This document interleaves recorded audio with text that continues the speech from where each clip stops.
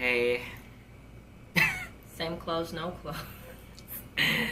Yes, we're still trying to finish Latifah's makeup, and this is our second episode that You'll we're probably filming see today. this like a week apart. Anyway, so you guys, I know that I spoke about the apple orchard incident, in one of our videos. TikTok too, I think, didn't you? Yeah, a little bit. But I didn't really tell the full story, and I'm gonna tell you guys what happened as an outcome of that.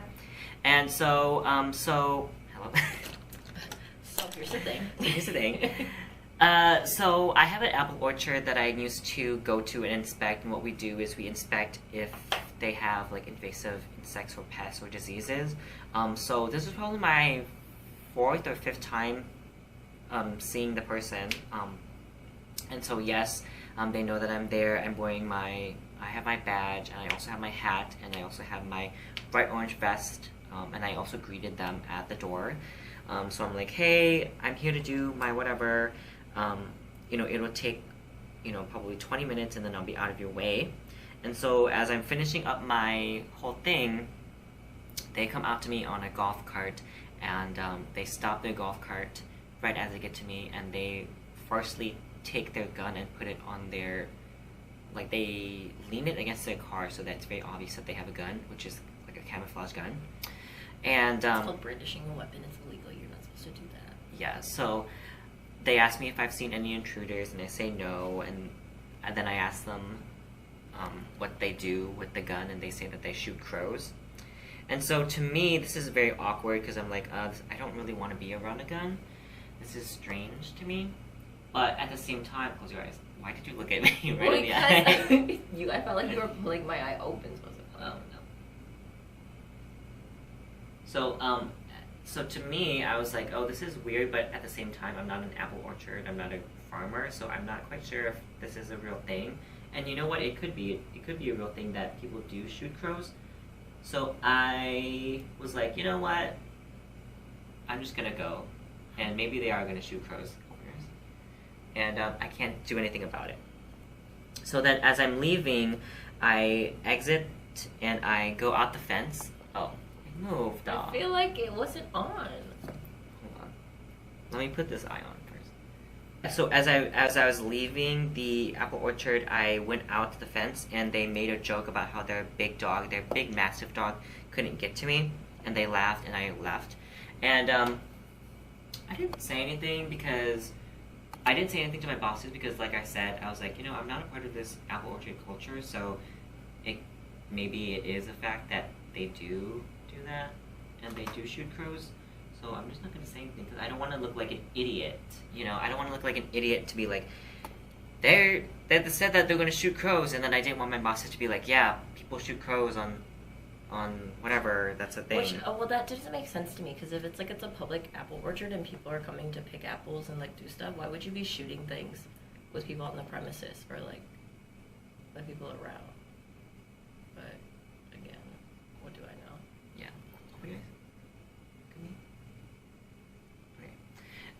Yeah. So then a few weeks went by, maybe like 2 weeks, and Latifah and I are recording a podcast, and we see that orchard and the orchard owner and the business as a whole had posted something anti-Asian on their Facebook profile page.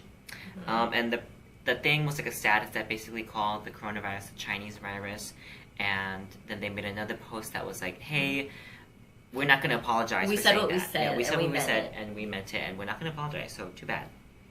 And so it became known to me that incident that happened, I felt as though came from a place of aggression or came from a place of intimidation, and that became clear to me. A place of ignorance, if anything. And it became clear to me after I had saw that post, because then it made sense. I was like, oh, obviously they wanted me to get out of there, and obviously because I'm Asian, they were like, get the fuck out of there, and we have a gun, without saying that,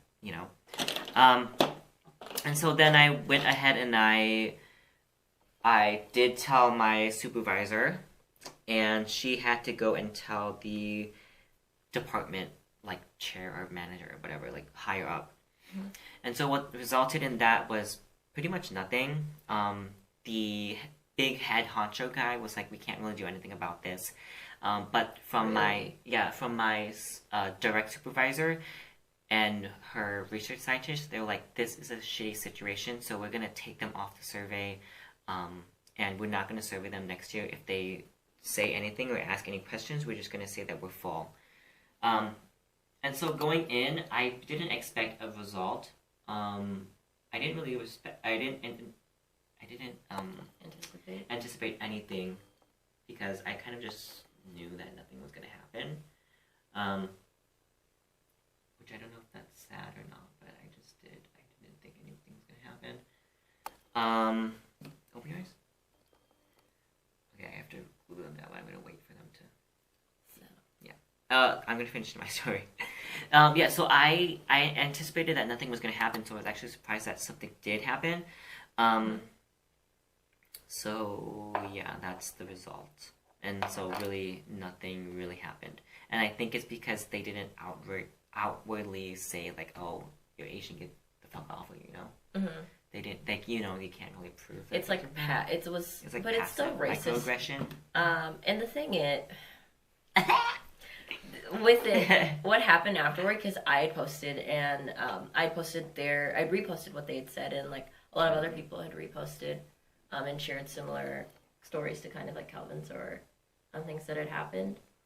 And after like the next 72 hours, like all their review pages were bombarded with negative reviews. Yeah, their shit blew up. Like, and then it got to the point where they had reported it and said that like something had happened, and now all their reviews are back to normal because they had reported like, oh, it's just like an incident or people felt upset and they were just bombarding and it was an unfair and unjust reviews for them. So their reviews are back to normal.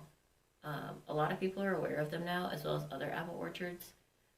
And like the largest candy store in Minnesota, like a lot of people aren't going there anymore, just for like tone deaf responses and like what they believe in. Someone I went to high school with actually messaged me because he teaches up in that area where the apple orchard is, and he's like, yeah, they don't have any kids in school, thankfully. So like,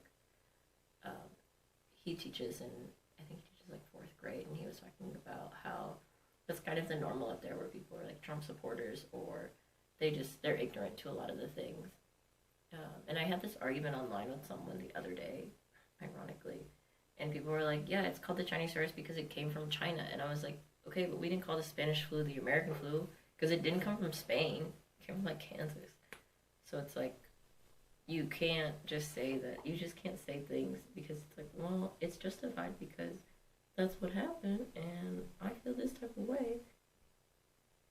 And there was just so many incidents and uprisings and like violence against like old little Asian women being like attacked and like beat up because people were like, you're the reason of COVID. Yeah, this little Chinese lady that was like, you know, pretty helpless. They like burned her. Yeah. And I was like, it's because of you. I was like, what did you do? Right. But yeah, I think that apple orchard, well, I guess it snowed in the last couple of days, so it's still there, but people definitely know what they're about now, and like people are going, and I think they're big. We want to talk about, and I think we touched on this a couple episodes ago, just like the difference between men's and women's roles and like other cultures that we grew up in, and like how that plays a factor in like our upbringing or like the ideas that are set upon us, what that looks like for us, and like family roles and things like that. I know I can speak to my parents, like the Black community. My dad was always like, oh, growing up, he was like, oh, I need to be like the breadwinner. I've always wanted a family. I need to make sure that I do everything that I can to make sure that that happens. And like, that's why he works in like software development and does what he does. And it's funny because we've talked about it. He's like, he likes what he does like on a regular basis, but he's like, no, like that's not, I don't love it. It's not like my passion per se, but he does it because it provides him the life that he wants and like can support him and like the family and what he wants to do in it. But yeah, as for my mom, like she is from like a very traditional culture, Indonesian, Muslim, like women's roles are obviously a little different. And she had like her own business for several years doing daycare and things like that, and she's involved in the board. And I think a lot of the time women are the center of a household, or center of the family, just because they do carry so much weight. I know that my mom would always be the one to make sure that we have like money in our lunch accounts for school, or like make sure we have clothes, make sure we have like socks and shoes, make sure we're getting to like sports and things on time, and like making sure that things are paid for. And that's something that she has taken on as like a very strong woman to do, especially her being the only person in her family in this country. I mean, my mom is, she's the only one that's here. I keep getting phone calls from like random numbers. I've also gotten like a weird influx of like Facebook ads, like people trying to add me on Facebook. Oh, I thought you meant Facebook ads, like. No, I've gotten like 8 or 9 Facebook like friend requests in the last like 2-3 days from people I don't know, like no mutual friends, nothing. And I'm like, where is this coming from? Anyway, you were saying. But yeah, I think a lot of the time, and not so much in America, like, but like back home, like women are expected to work in Indonesia and everything, but like they're also like the homemaker, and it's like, okay, you're gonna do this, but you're also gonna birth kids, and you're gonna make sure like dinner's ready by this time, and it's still very traditional in that sense. Whereas like here now, it's like, yeah, we like 2 people have to work full-time jobs to be able to support and like have a house or have a home, and to get things through. How do you feel like within the Hmong community that gender roles kind of play differently or like the same? You feel like I feel like they're traditional, or like from what I've seen and heard and like experienced. Yeah, so there's like there's like variation between every family, of course. Like I said, my family is a little different than a normal Hmong family, because, like I said, my family is very matriarchal, like, and they're very like forward thinking. Yeah, so we're not very traditional in that sense. But I will say that if you are a Hmong man, you have no idea what it takes to be a Hmong woman. And I say that because it just takes a lot of work and responsibility to do everything that a Hmong woman has to do or has to learn to be a good wife, you know? Because in a very traditional Hmong family, they would be like cooking, they'd be cleaning, they'd be killing chickens, they'd be doing all this type of stuff, and the men can just do whatever they want. But in a modern sense, I can still see that today, because recently, my Jeanette, oh yeah, she drove the Tacoma.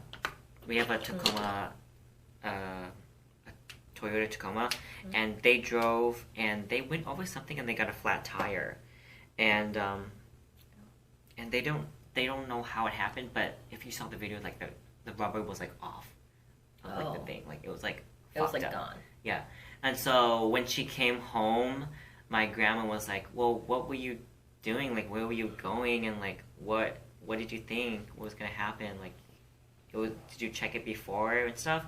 And all I could think of in that moment was like, if I had done the same thing, my grandma would be like, "Oh my god, what the fuck happened? Like, are you okay?" Like, she's like, "Why are you?" She'd be like, "Oh my god, this always happens to you. Like, you're so, oh no, you know."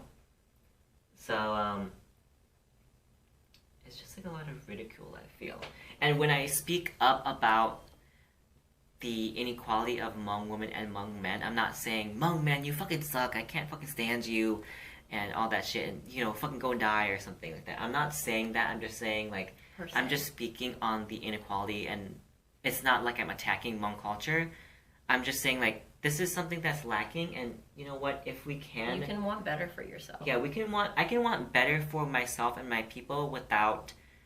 taking away from it. Taking away the culture, or, like, destructing the culture. And I think a lot of the time people forget that, like, a lot of the time, most of the time, and especially like if it's coming within the community, criticism comes with like love. It's not something just be like, I'm not just bashing to bash, like I'm saying, or bashing at all. In this case, it's more so like, this isn't okay. I see that there are people that you really care about that suffered through it, or are the victims, or just have to kind of figure things out, and you're like, this isn't fair. And you don't have to be going through things to want better for other people. If that makes sense. Yeah. Well, because when Black Lives Matter first happened, around George Floyd, there was like this whole thing of like, oh, we're Hmong people, we're gonna go out and support, and all these Hmong men were like, what the fuck are you doing? Like, like you know, I can't believe you're turning on your culture and your people, and I can't believe you're doing this. What about Hmong lives and stuff like that? And the thing was, the ironic thing is, if you were to go to like just one protest, you'd hear like people who are chanting like Black Lives Matter. There's a part where people are like, Hmong Lives Matter here too. Yeah. Well, and that's the thing what I brought up again is like, I can want more for myself and other people's culture, but still not like hate on shit on mine, you know? Mm-hmm. And that's why this whole thing was like, Hmong men, we were being like, Hmong men do better. Hmong men do better. And I feel like if you are a Hmong man and you're offended by that, you are the type of person that I'm trying to be like, you have to do better. Because if you're not like that, then you're not offended by it. Right. But if you are like that, then that's why you're all butthurt about it. So when we say Hmong men do better, I'm saying like, take responsibility, look within yourself, and look within your family and your culture, and identify like. You could be the toxic sections. one. Yeah, you could be the toxic one, or just identify areas that need help. Like when you see like your little sister being screamed at for going out, are you gonna like just be like, she deserves it? Are you just gonna be like, take it? Or you're gonna like actually stand up and be like, hello? But yeah, I feel like you've always stood up for like your sister or like your mom, your aunts, everybody in the family. Yeah, as the oldest grandchild, I feel like I had to stand up for people, and the thing is about me is that I don't care like who you are. I don't care if you're older than me or younger than me. I don't care if you're like the president or like, you know, a homeless person. If I find something immoral or if I find something that I don't like, I will say something about it. So sometimes I have to like yell at my grandparents or my aunt or my mom or my dad for them to like really hear and listen to me. And I'm not doing that because like I just want to fucking yell at them. I'm doing that because they're like not listening to me. And like I said, I respect their place, but at the same time I'm like, you want better for them. I want better. I want you to do better. Yeah, absolutely. I know like even today, my dad likes to play fight, and I'm really just not one. I mean, I'll do it like if I'm in the mood, but I was just like, you can't hit me, please stop. And he's like, I can do what I want. I was like, no, you can't. I was like, you can't just live in that mindset and be like, well, I get to do what I want because I said I get to do what I want. And I think that that's something, and I'm not saying that my dad is like toxic masculinity or anything like that, but he beats you. He doesn't. But Okay. I think that it's something a mindset that boys are always told, like, yeah, you get whichever you want, and like you could do all these things, and it's like women, it's like not that. And I think it's important to learn and identify like what toxic masculinity looks like and what like fragile masculinity looks like. Yeah. Kind of like you were saying, like with like Hmong men, where it's like, well, how come you aren't fighting for like these things, or like why are you supporting this movement? It's like, why are you so fragile about like, it? And, like nothing. What's not so everything. upsetting about it? Like not everything revolves around you. Okay, like you were not what the are world, you doing? And honestly, I'm gonna spray. Sorry, I have to spray her. But you don't believe in setting spray. I don't, but I believe that it fixes it. Like it makes it look like less. Oh, like makeup. Okay, fair. But yeah, I think you have to think about, honestly, and people get tied up in this a lot too, where it's like, well, what about me? What about this? And it's like, I'm gonna be honest, people aren't spending their time just worried about you all the time, like one particular person. All the time. And like if that's how you believe about yourself, and like you think that people's every move is going to revolve around what you want or like how you feel about it, you have to get over yourself. Yeah. And I have two things to add to that is that one, when we were talking about like Black Lives Matter around George Floyd, and people were like, what about like Latino lives? What about like Indigenous lives, Hmong lives, trans lives, all these things. I was like, yes, those all matter, but there's a thing that in high school and in middle school called FOTA, which is focused on the task at hand. And the task at hand was that George Floyd there was had a black man that was killed unjustly in front of the world. Yeah. And like it's like, well, now you want to talk about all these things when you like you could have done it at that moment, but you didn't. I was like, we were trying to focus and rally behind the murder of this man, and now you're bringing yourself into it. Okay, but sure. You're making it about yourself. Yeah. And then the second thing which I forgot because I was like going off about that. Let me try and think what I was gonna say. What were you talking about?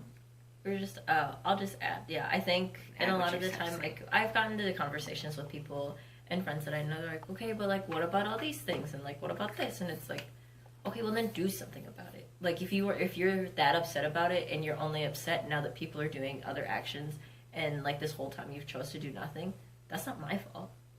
Like, you have to be active, and you have to be mindful of what you're saying and what you're doing. Because, like, yeah, you could be... I'm trying to think of a good example.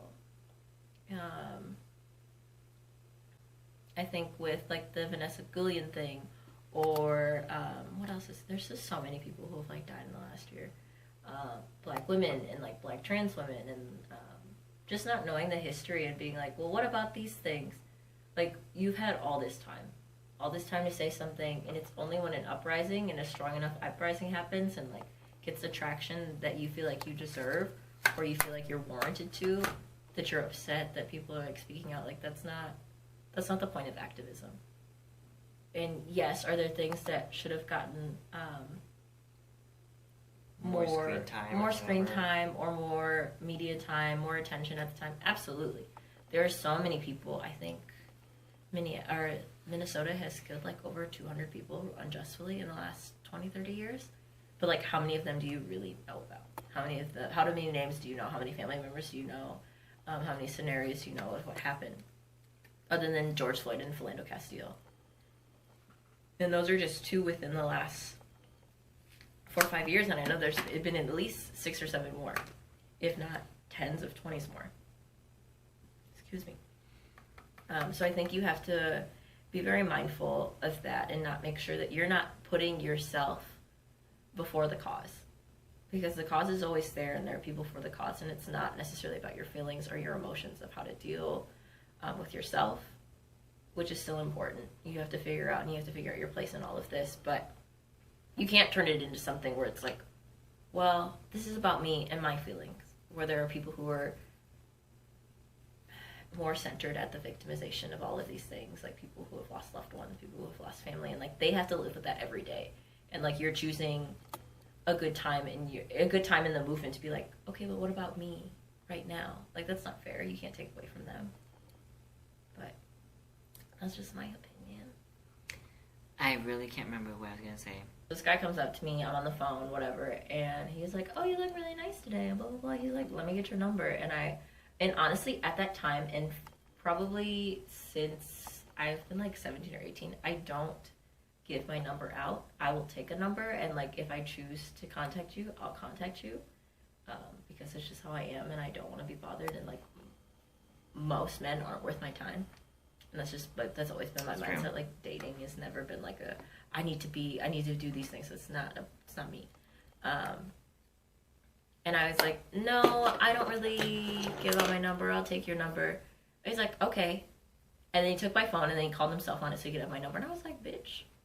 Ew, he did that? Yes, and I was like, disgusting. I was like, can't you take a hint? Like, what are you not understanding about this? In what world would a guy be like, oh, she's just kidding, like, she wants my number? That's not a thing. No one is like that. And let me tell you, boys, if a girl's friend comes up and, like, takes you away from her, it's because she wanted her to. It's not because, like, her friend is jealous or her friend is, like, trying to cock block, whatever you want to say. It's because she asked, It's because she was like, please save me from this putrid man. I don't want to be here. Yeah. Like, it's never been a time where I was like, oh my god, just let me be. I've done that, but some of my friends aren't the smartest, but YOLO. But yeah, I think that's a good example of fragile masculinity. Well, you should say Fragile masculinity. Fragile masculinity is, like, men not being able to take a hint from a woman if, like, what if she's not interested, she's not interested. Yeah. She doesn't want to be there. Or I don't know, how else are men? I mean, I feel like men are just fragile in general. How do you feel men deal with, like, their emotions? Do you feel like that has anything to do with, like, fragile masculinity? I don't think men do deal with their emotions. That's what I think. I mean, you said it. Yeah, because it's like this thing of like, oh, that's not masculine. People are gonna think I'm like gay or something. Which is so Which stupid is like, to what do me, you like growing say? up, like I think it's so funny that like if there is anything remotely of you taking care of yourself or you enjoying anything, it's like guy inquire, gay. Guy wants to like cut his nails or like wash his face, gay. Wants to do like dance, Skincare, gay. And I'm like, I was like, oh, okay. oh, what was this like? I don't know. There's just so many examples. Like, would it be gay if I was like, no? The only thing that will make you gay is if you are a gay man or a gay woman and you like the same sex. Yeah, there's Like, this thing on that's there's this thing on TikTok where it's like straight guys think that washing their butt is like gay. I'm like, do you not wash your butt? I was like, you smell then. Do you remember that Vine where it's like two guys sitting in a hot tub and Yeah. they're 5 feet away? Because Isn't I'm that not gay? gay. Yeah. No, I think that like anything feminine, like feelings Even, or like, skincare or even like hair care, it's like seen as like It's like the anti of being a man. being a man. So don't do whatever that. a man is. So I feel like a lot of men have like this, not jaded view, but like this weird struggle with like their mental health, where they're like, I can't ask for help because, like, I'm supposed to be a that man. would be gay of me to do. And I don't want to be gay. I feel like men, like the scariest thing for a straight man to be is like accused of being gay for whatever reason. Yeah. It's like, okay, but I mean, even if you are, I feel like that's not. I was like, okay, but what about it? I'm more scared about being like called a racist. And being called Yeah, I mean, men are just weird. Like, I don't know, men are weird. And maybe this is just like experience with people that I'm close to and people I'm around, where it's like, kind of like you said, men don't like to ask for help or they don't know how to. Men will process. not fucking ask for directions. Oh my gosh! And then, if I could tell you how many times me and Miguel get in fights because I feel like I know where I'm going, but I definitely don't, like, most of the time. And he's just like, well, I thought you figured it out. I was like, well, truthfully though, he is good with direction, and I just don't know where I'm going a lot of the time. So I just walk in a direction and hope that I'll get there eventually. God. It works a lot of the time. Sometimes. Sometimes it doesn't.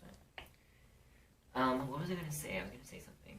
Toxic masculinity about men not knowing their feelings or like they don't process their feelings. I feel like men have like one or two, like they're either just very. Go ahead.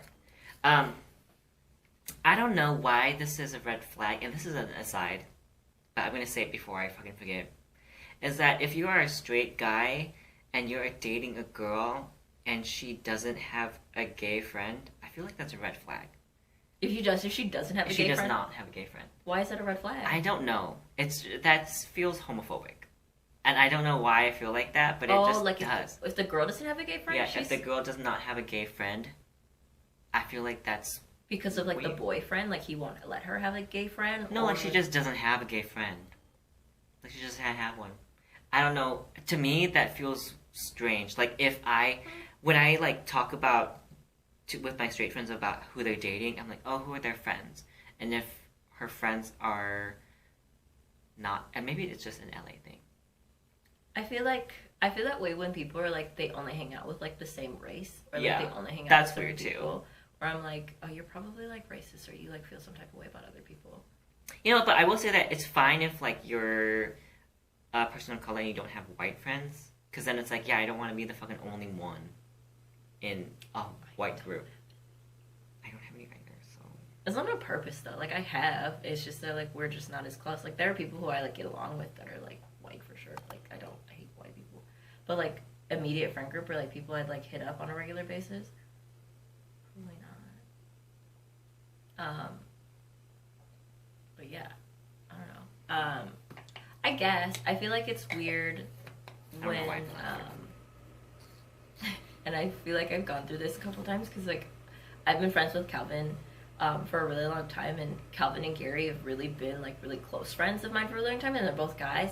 So people are like, why are your two really good friends boys? And I'm like, I don't know, we all just get along really well, and we're all just really stupid, and like there's not, I don't know, it's like there's depth to it, but there's not like too much depth, and we just get along, and people are like, so you only hang out with boys? I'm like, no, I just these are the people I choose to spend my time with.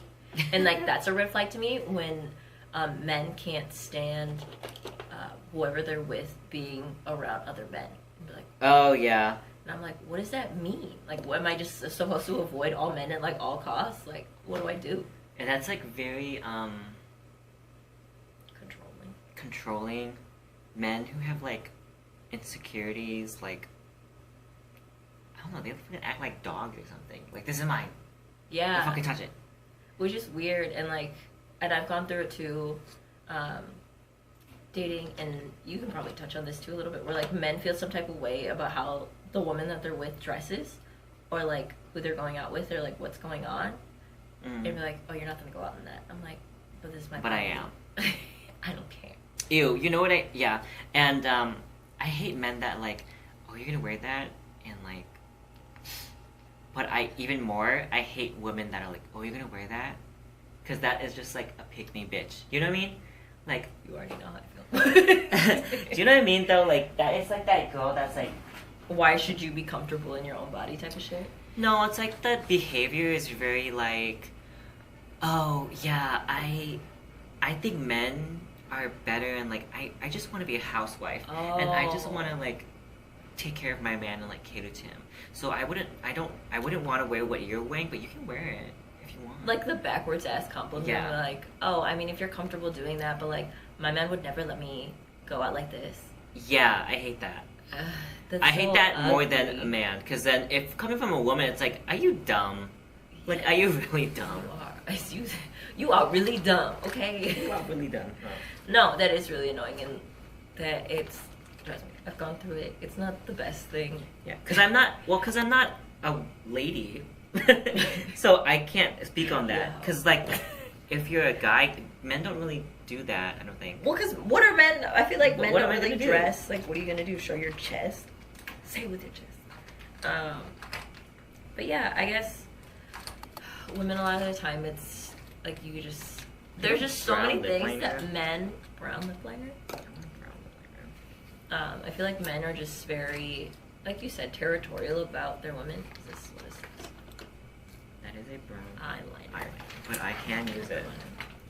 Are just so territorial of like their women and who they surround themselves with. But yeah, that's something that to me is like very fragile, because it's like if you're so insecure about how the person you're with is going out or how like they're behaving, it's like at the end of the day, like if she's gonna be faithful, she's gonna be faithful. If she wants to be a hoe, she's gonna be a hoe. It doesn't matter what she's gonna wear, or like if men are gonna hit on her. Like, you can't blame a woman for the way a man acts. Does that make sense? Yeah.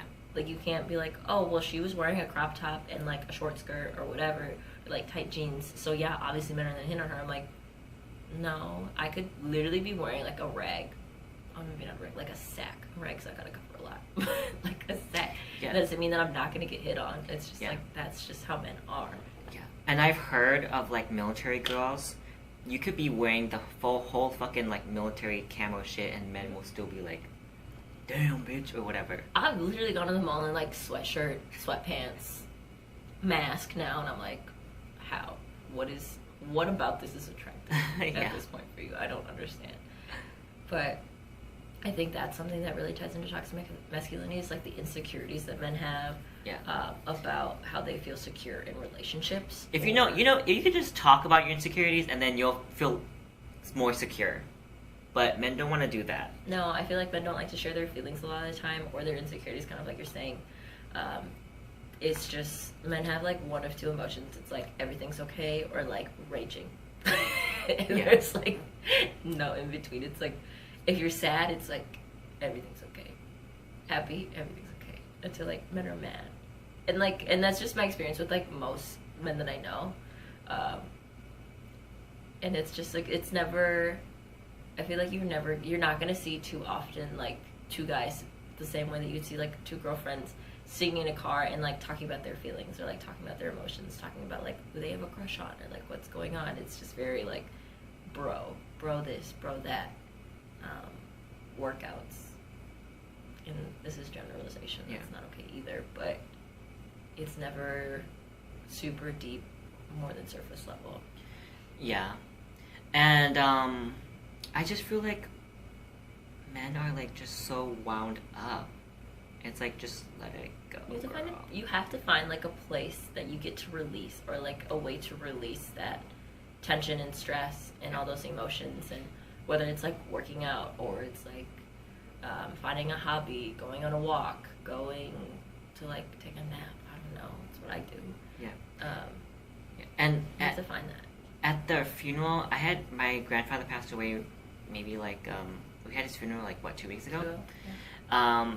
My dad like barely cried until we were actually like bringing him and like lowering him into the ground, my grandpa.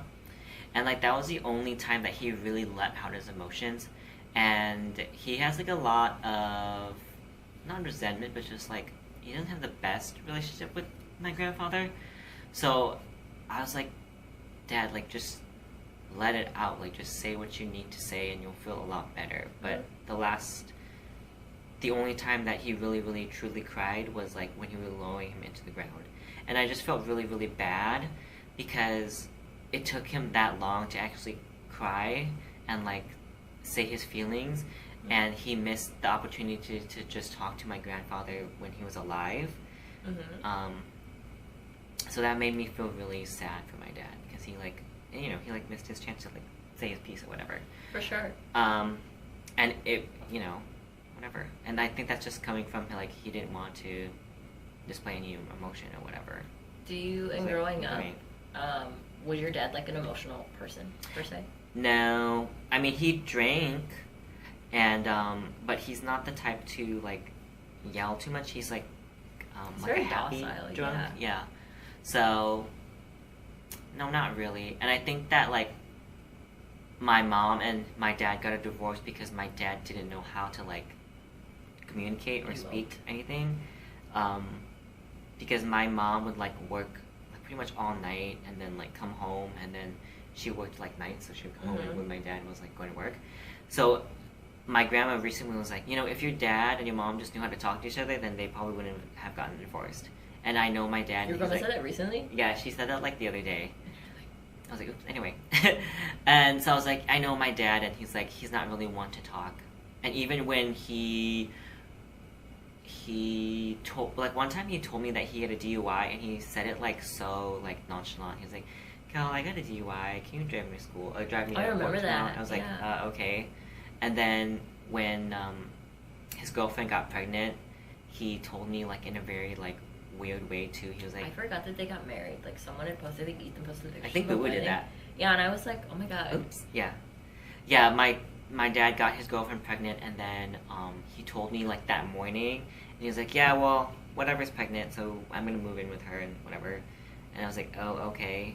So even the way that, and this can go into our next topic, which is generational trauma, but in the way that he's learned to like talk and like emote feelings and especially love, that's like affected our relationship because it's affected by my grandfather and his relationship. And it's, I wouldn't say it's toxic per se. I would just say that it's a hard cycle to break. It's not a good trait. It's not toxic because like it's not like he's abusing me or something intentional. like that. Yeah, it's not intentional. It's just strange. And it's not manipulative in any way. It's just like it's hard to break. Yeah. And I say that's generational trauma because my grandfather was an orphan, and so his dad and his mom passed away, and then he was given to his grandfather to raise, and he was like my grandfather. So your great grandfather. Yeah. Great grandfather. Yeah, my grandfather was always at school, so he didn't really see my great grandfather, whatever. Yeah. And so because he was an orphan and stuff like that, he didn't really experience love and how to like emote feelings and like say I love you to people. And because of that, he didn't really teach his kids how to do that, especially my dad and my uncle. My aunts are fine for some reason. Yeah, they're like my very aunts are like happy-go-lucky. Yeah, very but loving. For some reason, my dad and my uncle are like jaded because they're the only boys, and that they feel like they're mistreated. I feel like that goes back into the toxic masculinity thing and like the whole fear of like, and I think a lot of men go through this, and a lot of cultures probably do the same thing, where it's like you having any sorts of emotion or like displaying any like affections of love other than like your life partner, and even that is like very difficult, is looked at as like, oh, that's really feminine, or like, yeah, it's gay, like, which is like, it's such that's a gay, bro. but it's like, I think that ties into it too, because you're not supposed to emote. You're supposed to be like this strong wall of a man that's supposed to be like the forefront of the family, and just be like, take whatever blows that you come towards you and just deal with it. Yeah, and so my dad and my grandfather's relationship is a little bit strained, and my uncle as well. And I think that they've passed that on to me and my brother, and especially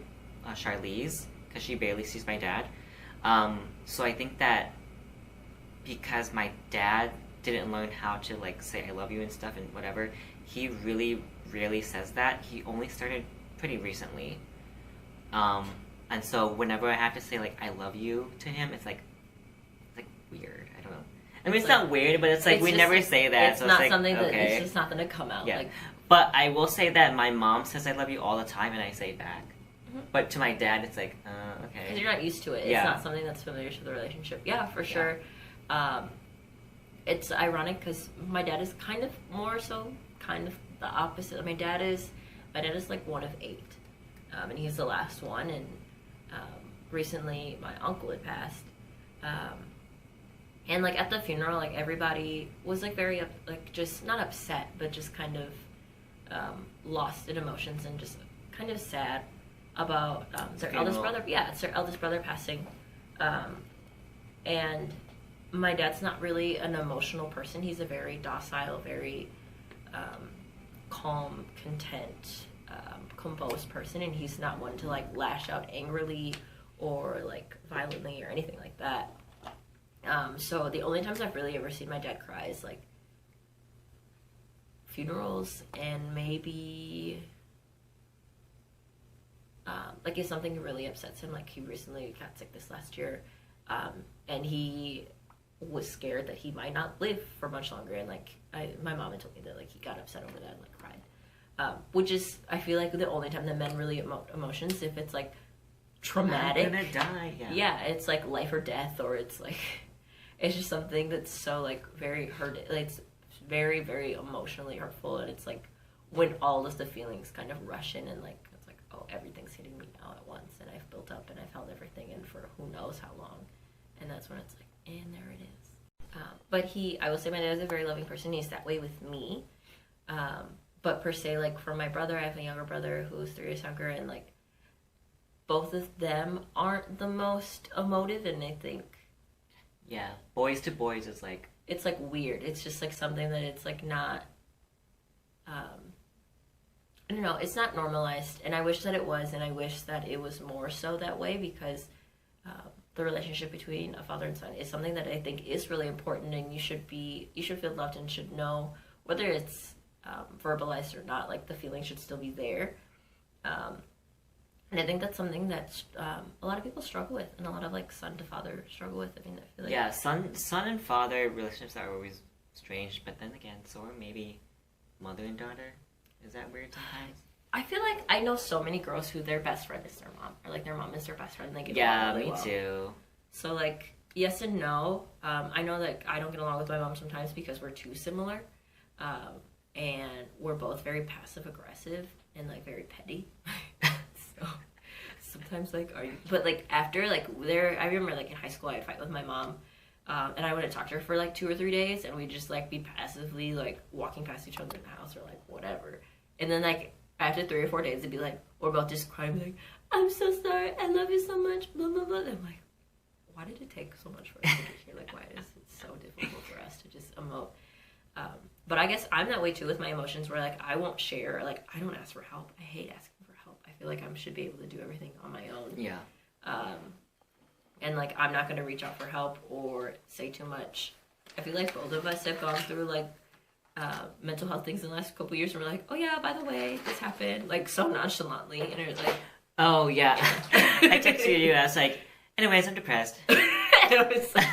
Anyways, I just had a panic attack, so what's up? Yeah, that was literally you. Like, I was like, I just got done with the panic attack. Anyway, how are you?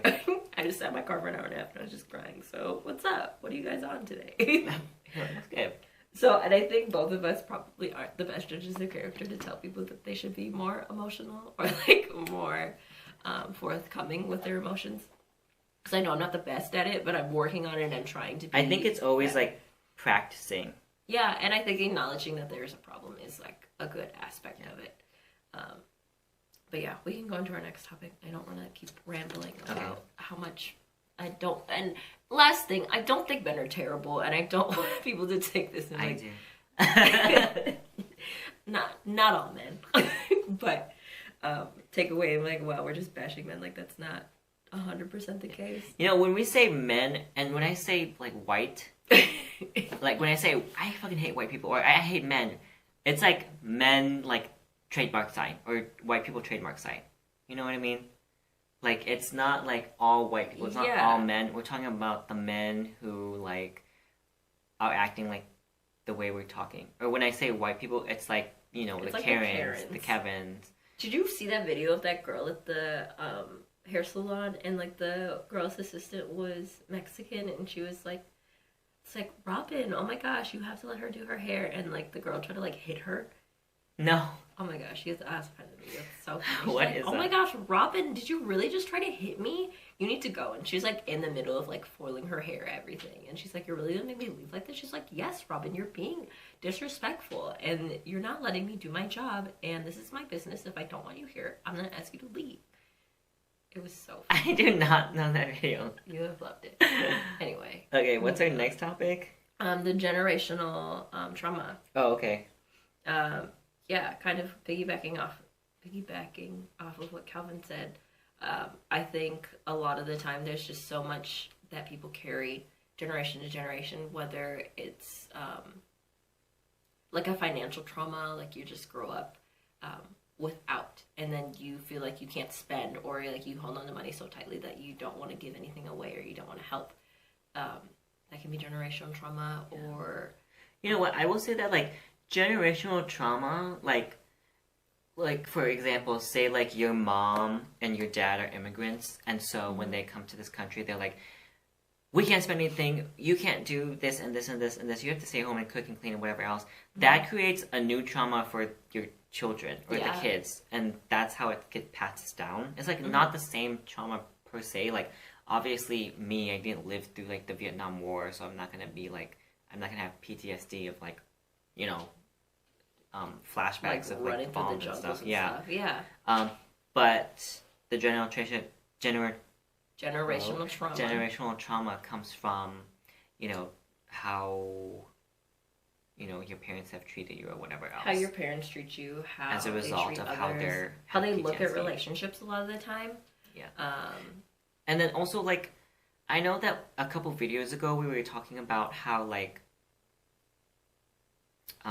your parents and how if they're immigrants they've lived through so much and stuff. I just wanted to say that like, yes, it's okay to like find inspiration in like that story and be like, you know, my grandparents they were poor and then they were refugees and then they came here and they did all this stuff, and now like, so if they can do that, then I can do that. But it's okay to find inspiration from that, but it's also okay to know that like their story is not your story, and you have new challenges and new trauma too. So just because your grandparents were fierce and stuff like that, that doesn't invalidate your story, and it doesn't invalidate your feelings or your struggles. Because you're gonna go through different struggles that they have not had to go through. Yeah. Being first generation or living in a country that they are not familiar with, and like that's your home now. Yeah. Because I used to feel like, oh my god, like I can't find a job or whatever. I can't believe I can't find a job. This is making me depressed. And then I used to think, well, my grandparents used to work for whatever and do this and that and then whatever else. But then at the same time, I was like, our struggles are so different. I can't compare. This is not like an oppression Olympics. You know what I mean? Yeah, right. Like I'm not saying like, oh, they had it worse than me, so I should be able to do more. This. Because they never had like, you know, social media where it's like, I'm comparing everyone to myself and myself to everyone else all the time, and you know, people are getting bullied to death basically on social media. They never had that, so I can't compare oppressions. So I just wanted to remind you guys that, like, yes, it's okay to find inspiration, but just know that your struggles are different and that your struggles are still validated. Mm-hmm. For sure. And I think with that, you also have to take into consideration that you are valid in wanting things differently for yourself. And I think a lot of the pressures that are put on by, like, generationally too, where it's like, oh, well, we're doing all this. Why don't you want to do this? Why don't you want to be a part of, like, the family business? Why don't you want to do the same things that we do? Why don't you want to acknowledge the struggle? And you should acknowledge your ancestors and what they've done to make sure that you're able to do the things you want to do. I think I compare, and I talk to my dad all the time about, like, how expensive housing is. Yeah, I had recently moved back home after living in a house for 2.5 years, and I was like, yeah, I wanted to stay and move out, but it's just, apartments are so expensive. And you don't really get anything out of it. Like, to get a decent one-bedroom apartment, you probably pay like $1,300-$1,400. And for the longest, my dad's like, yeah, that's not that bad. Like, and I was like, you literally were able to pay off, like, college debt within, like, a number of years, and you could do that, like, working full-time and being able to. He's like, yeah, all these things. I was like, yeah, you lived in, like, a nice apartment, making this X amount of money and paying off this much debt 30 years ago. And I'm like, the economy is not the same. Things like the dollar inflation rate is not the same. It's not, you can't compare the two because it's different worlds now. Yeah, it's a different world, yeah. And I'm like, I get where you're coming from. Like, yeah, you could I could afford to live on my own, but I'm also like, I'm overpaying for it. Like, there's no reason that I should be paying almost $2,000 a month in expenses for, like, bare minimum shit. Like, it doesn't make sense to me. But that's just me. That's just how I feel. Were your mom and dad, was your mom like, oh yeah, come home? Or was your mom like, oh, they were like, yeah, you can come home. You can stay for, like, as long as you want. And, like, originally I was going to be like, yeah, I'll be at home for, like, 6 months and, like, I'm out. But now, like, thinking financially, like, I think I'll probably be home for probably 6 months to a year because I do want to buy a house and, like, I want to save money that way rather than pay rent. And, like, if I'm going to be paying towards something, I want to own it, not just be, like, put rent into nothing because I don't get anything out of it other than, like, living there at the time. But yeah, thankfully my parents were like, yeah, come back home, whatever. It was their idea, like, why don't you move back home? It's the middle of COVID. You don't need to keep renting. Yeah. Well, because this might be an aside, but, like, I feel like white people, especially white, like, boomers, that's, like, their biggest thing is, like, oh my god, these kids can't, like, move out of their families' houses and they're mooching off their family. But, like, as a person of color from, like, an ethnic family, like, you should live in your house until you get married. You're like, your mom and dad, my grandparents are like, move home. Like, come stay home with us. And they want you to come back and, like, be around. So, and that's when I hear that from, like, white boomers, I'm like, okay, well, obviously you're white. I think it's crazy that some people's parents will charge their kids rent. That's weird. That's disgusting. That's a white thing. And don't get me wrong. I do believe in, like, holding your own. Like, I buy my own groceries, and I pay some of my own bills still. Like, there's still things that I'm paying for that might not always pertain to the house. But, like, if my parents ask me to go pick something up or, like, they need something done, I'm going to do it. Yeah. And I feel like it's just more culturally aware. And granted, I have family who, like, my dad's side of the family, they're like, oh, once you're 18, like, you're out of the house, you're on your own. Or, like, you have to take care of yourself. Yeah, or, like, you have to figure it out. Or even, like, with my brother, they were like, well, if you're not going to school, then you need to work full-time. Otherwise, you need to move out of the house. Like, you can't just live here and not be doing anything with yourself. Are they harsher on Tony? I feel like yes, but no. Because I'm the oldest, and truthfully, and I sound really conceited saying this, because I was a better student, and I portrayed responsibility better and, like, being able to handle certain things better. I think they held Tony to that same standard, which wasn't fair because he's a different person. He's another person. So you can't do that. But he was also able to get away with a lot that I could not get away with. Whether it's because he's younger or that he's a boy, I think it's both. Truthfully. But yeah, I think it would have been the same thing. Like, if I told my parents, like, yeah, I'm not going to go to school, I'm not going to work, they would have been like, okay, well, you need to go. But, like, when I didn't go back to school and I was just working, they were like, you're stupid, go back to school. This is an aside sorry, you keep it on your sides, but like, it relates back to like toxic masculinity and like in a cultural setting. But like, if you are a family that's like multi-generational, or even if you are a family, especially if you're a family that has like a big wide range of like your siblings are a lot older than you, or maybe like you're the youngest, the way that your parents will treat your oldest siblings is a lot different than the way that they'll treat their youngest siblings in terms of like the cultural like harshness of like responsibility. Like if you're a Hmong family and your oldest sister, oh wait, no, if you are a Hmong family and you have an older sister, the way that your family treats her is very different than if you are like the youngest baby, if that makes sense. Oh, for sure. Like they'll let you do so much stuff with if you're the youngest, especially if you are a youngest boy. Yeah. Yeah. Because I feel like that happens a lot in both Hmong cultures and others, and I've seen it in a lot where the eldest daughter is like, oh, you're like a second mom basically, and like you're in charge of like the house and like taking care of the siblings, making sure like they're doing their homework and doing all these things. And that's why the nuclear family was so big for so long, and like way back when, and people were having 6-7 kids because it's like parents were in charge of like working, but the kids were also working and taking care of the other kids, and like you just need more hands and more help in the family, which is like less and less now. Like I feel like people are now having like maybe 1 or 2 kids, if that. Yeah, but I was also gonna say that feeds into like that toxic masculinity, because if you are I'm gonna say a Hmong because I'm Hmong. If you are the baby boy in a family, you are treated so differently than your older sisters, and because you never saw your older sisters struggles, you may think like, oh, like they're just complaining. Yeah, they're complaining. They always treated them good just like they treat me, but like you will never know what it is like to be your Hmong's like older sisters.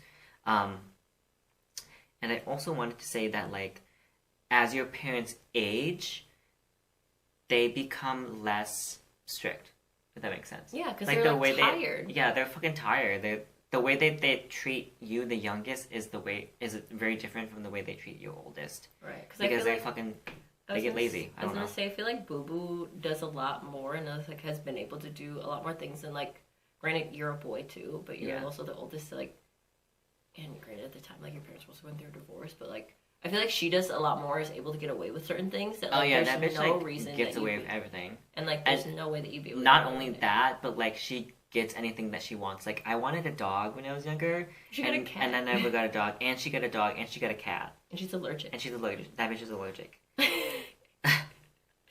So it's like, yeah, because it was the same thing. I remember growing up, and I took a guitar class in the 8th grade, and after that I was like, oh my gosh, I want a guitar, like I want to play guitar. I asked my parents all the time, and it's like, I'm not buying you a guitar. Tony asked for a guitar randomly, and like got it, and I was like, are you serious? And like he played it for maybe like he can play guitar now, but I was like, he never touched it.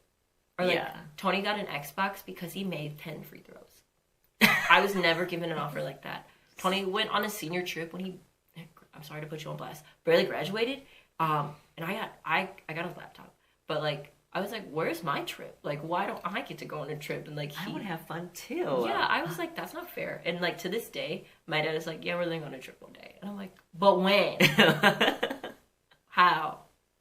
So like it happens, and I get like bonding, and like I do believe bonding between like a father and son is really important.